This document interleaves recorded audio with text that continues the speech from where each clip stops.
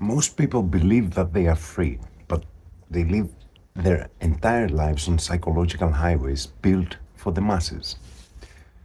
Pythagoras warned us 2,500 years ago, do not walk the highways. And he wasn't speaking about streets, he was speaking about the mind, about the silent conformity that shapes your desires, your beliefs, your fears, and your very identity. If you want to become who you truly are, you must leave the road of the many. What Pythagoras really meant. Tas leophorous mi badízein in Greek. This line appears in the Pythagorean acousmata, which are teachings spoken through symbols and allegory. Leophorous literally means the road that carries the people, and leophorio in Greek literally means the public bus service, the bus. So the highway is the predictable route, the comfortable path, the path of imitation, the mechanical life, the way of the crowd, and the crowd is always asleep. For the Pythagoreans, the highway meant a life that's guided not by truth, but by habit, by social pressure, by social programming, and very often delusion and unconscious imitation. The psychology of the herd. Humans tend to love the herd because the herd removes responsibility. So on the highway, you don't have to think, you don't have to choose, you don't have to risk anything, you don't have to confront yourself, and the individual just dissolves into the group. Some modern examples: following trends instead of values, copying opinions instead of reasoning, agreeing to avoid conflict, consuming instead of creating, scrolling instead of living. And every algorithm today is a digital leophorous. It's a highway that is designed to keep us predictable, trackable, and manageable. Plato and the path of the few. Plato takes the same idea in a different language. The masses live in doxa, which means opinion, mimēsis, which is imitation, eidōla, which is where we get the word idolatry. Eidōla means the shadows of things.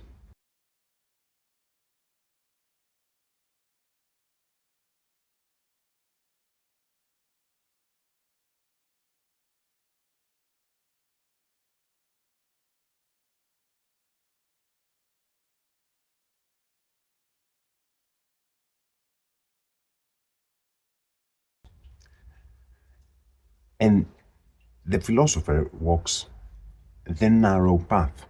It's the narrow path upward.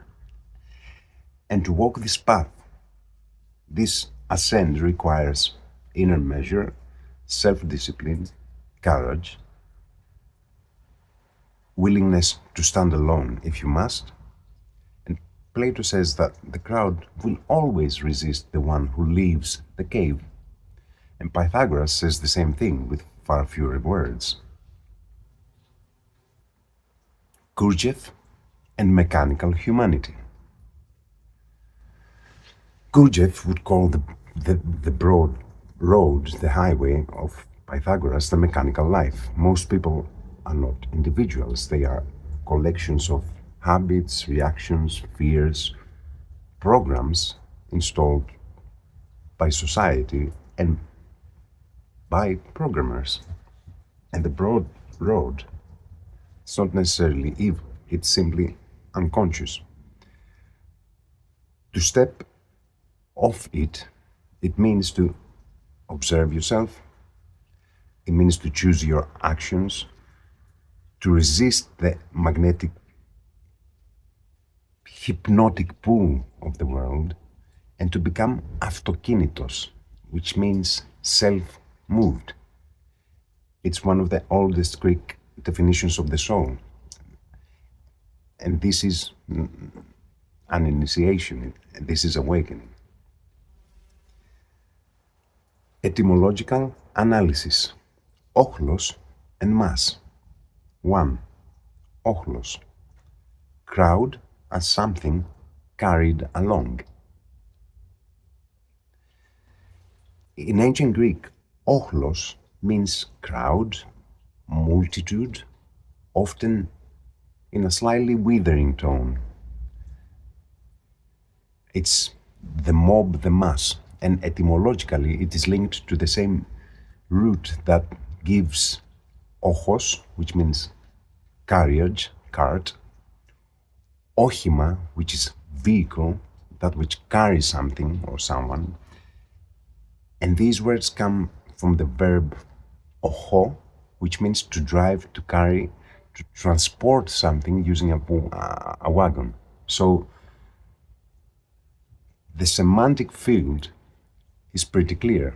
Όχλος is not just a group of people. It is a group being carried along, driven like cargo. The modern Greek όχημα, which means vehicle, keeps this old idea. It's a thing that carries you. So philosophically, you can say, if όχλος is the crowd that is being carried, then the natural question is, who is driving the vehicle? And once you see that, the second question is, do you still want to be inside it? So that links exceptionally well with Pythagoras. Do not walk the common highways. Do not live as a cargo inside someone else's vehicle. 2. Massa. Mass as something kneaded and shaped. Modern Greek massa, which is mass, it's a shapeless quantity, it's the mass, is inherited from the ancient Greek massa, which originally meant a barley cake or a lump of dough. So ancient massa itself goes back to the verb masso, which is to knead, to mold, to shape something with your hands. Later, the modern sense of mass was reinforced by the French mass, which comes from the Latin massa, from which we also get the English mass, and the German Masse, if I'm pronouncing that right. So mass, is something that is kneaded, malleable, moldable, like dough, and όχλος is the crowd. It is something that is carried along, transported. When we put these things together, we get the crowd is the needed material being carried by someone else's vehicle. It is soft enough to be shaped and passive enough to be driven. Gustave Le Bon and the mass psychology. The French thinker Gustave Le Bon, in his book The Crowd, A Study of the Popular Mind, tried to describe exactly what happens when human beings become a crowd. For Le Bon, a crowd is not just many individuals in one place, it is a new psychological creature with its own mind. In the crowd, people lose their capacity for critical thought and become highly suggestible. They feel anonymous, powerful, and therefore less responsible for their actions. And reason weakens, emotion dominates. Ideas must be simple, repeated, and emotional to influence a crowd. This is why crowds can move from enthusiasm to violence in minutes, and why leaders and propaganda specialists can guide whole populations with symbols, with slogans, with repetitive sentences and images rather than arguments. So if you connect Le Bon with the Greek etymologies, the picture becomes very brutal and very clear. The mass is something needed, the crowd is something that is carried, and modern systems are built by those who know exactly how to need and how to drive. How to leave the highway.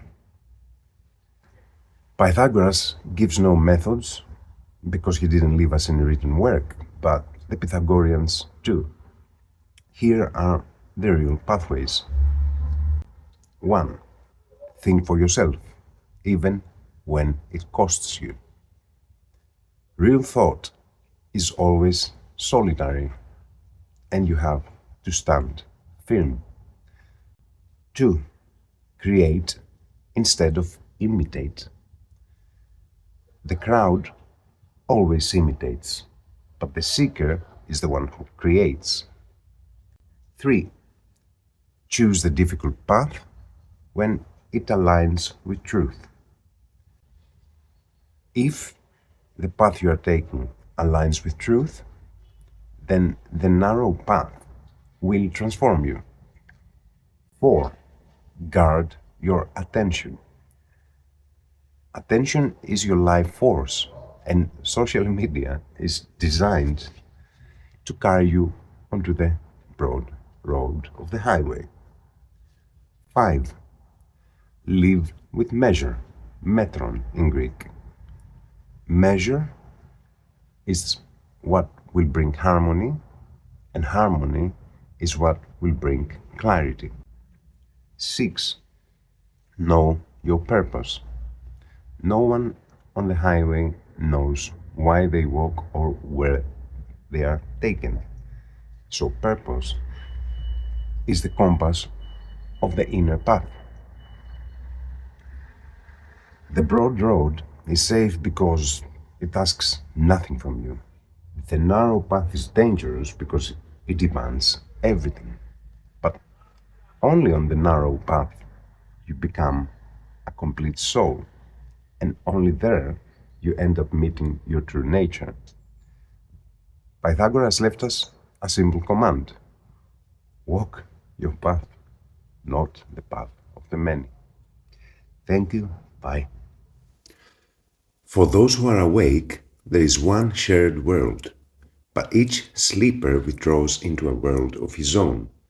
Heraclitus. The awake perceive reality with awareness, while the asleep experience events passively, retreating into their private inner world.